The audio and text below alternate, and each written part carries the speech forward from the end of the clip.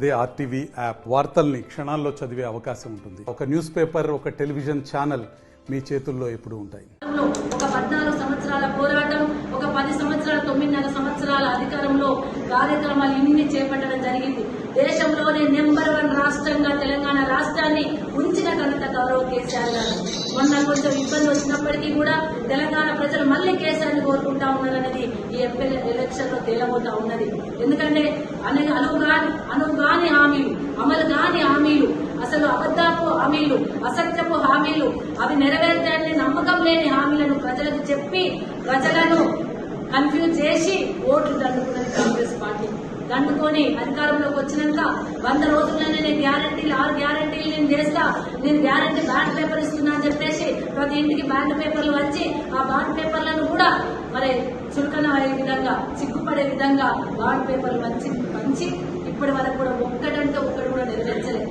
కేవలం బస్సు ఒక్కటి free bus అని చెప్పి మా అక్క చెల్లెలు ఇక్కడ రోడ్డు మీద నిలబడి బస్సు ఆపితే బస్సులు ఆపని పరిస్థితి, బస్సులు తగ్గించేసిండ్రు. ఈ కిక్కిర్సి మహిళలు ప్రయాణిస్తూ ఉంటే చాలా బాధాకరంగా ఉంది. అంటే బస్సులను తగ్గించి మహిళలు ఎక్కకుండా వేసి మహిళలు టికెట్ లేకుండా ప్రయాణిస్తున్నారు కాబట్టి ఒక చులకన భావంతో వాళ్ళని ఎక్కడ పడతా ఎక్కించుకోలేని పరిస్థితి కనబడతా ఉంది.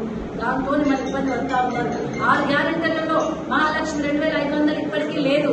అదేవిధంగా రైతు భరోసా ఇస్తామన్నారు 15,000, అది ఇప్పటి వరకు లేదు. కరెంట్ అయితే కరెంటు పోయి ఇబ్బంది పడుతుంది, మోటార్లు కాలిపోతున్నాయి, ట్రాన్స్ఫార్మర్లు వేలిపోతున్నాయి, నానా అవసరం పడుతున్నారు. ఇప్పటికీ పంట ఉండని పరిస్థితి. బోనస్ ఇస్తామన్నారు 500 రూపాయలు, ఇప్పటికీ లేని పరిస్థితి. అంటే కాంగ్రెస్ కాలంలో కాంగ్రెస్ వస్తే కరెంట్ గతమవుతుంది, కరెంట్ వస్తే కాంగ్రెస్ వస్తే మరి అభివృద్ధి శూన్యమైతానికి ఇవన్నీ కూడా నిదర్శనాలు. అంతేకాదు ముఖ్యంగా మెదక్ నియోజకవర్గానికి సంబంధించి మరి మెడికల్ కాలేజ్ గౌరవ కేసీఆర్ గారు కలెక్టరేట్ తీసుకురావడం జరిగింది, ఎస్పీ ఆఫీస్ తీసుకురావడం జరిగింది, రైలు తీసుకురావడం జరిగింది, రోడ్డు కూడా వేసుకున్నాం, మెడికల్ కాలేజ్ కూడా తెచ్చుకున్నాం.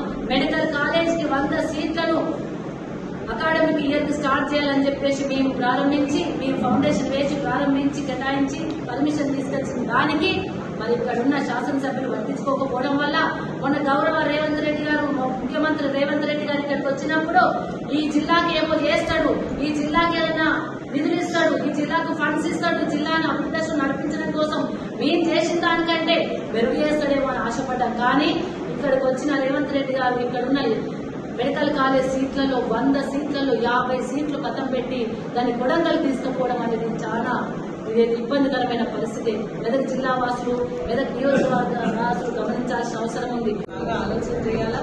ఆలోచన చేసి కాంగ్రెస్ ప్రభుత్వం ఏదైతే మోసం చేస్తుందో మళ్ళీ ఏంటంటే ఇస్తానటువంటి హామీలు ఆగస్టు 15 చేస్తామని చెప్తున్నారో దాన్ని నమ్మి మళ్ళీ మీరు వాళ్ళ ఓటు వేస్తున్న బాగా చేసిన అందుకే మాకు ఓటు వేస్తున్నారు అనుకుంటారు. కాబట్టి మీరు వారు ఇచ్చినటువంటి హామీలు నెరవేరాలంటే ఖచ్చితంగా టీఆర్ఎస్ పార్టీ కేసీఆర్ గారి నాయకత్వాన్ని బలపరిచి దారులు ఓటేస్తే మనకు మళ్ళీ వాళ్ళు ఇస్తా ఉన్న హామీ నెరవేర్చారు. బీజేపీ గురించి ఇప్పుడు 14 చెప్పడం జరిగింది.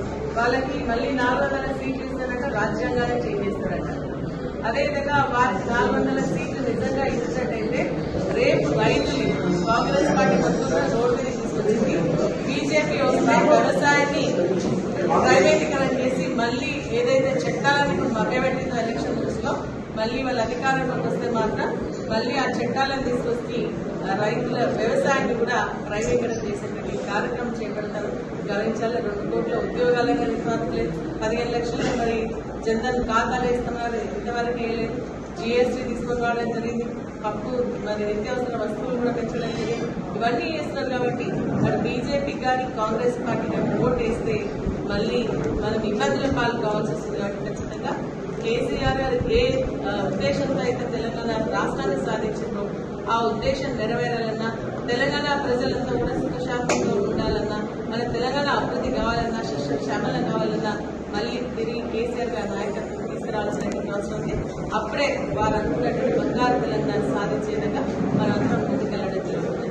మరిన్ని వీడియోస్ కోసం ఛానల్ ని సబ్స్క్రైబ్ చేయండి, లేటెస్ట్ అప్డేట్స్ కోసం వాట్సాప్ ఛానల్ ని ఫాలో చేయండి అండ్ లింక్ డిస్క్రిప్షన్ లో ఉంది.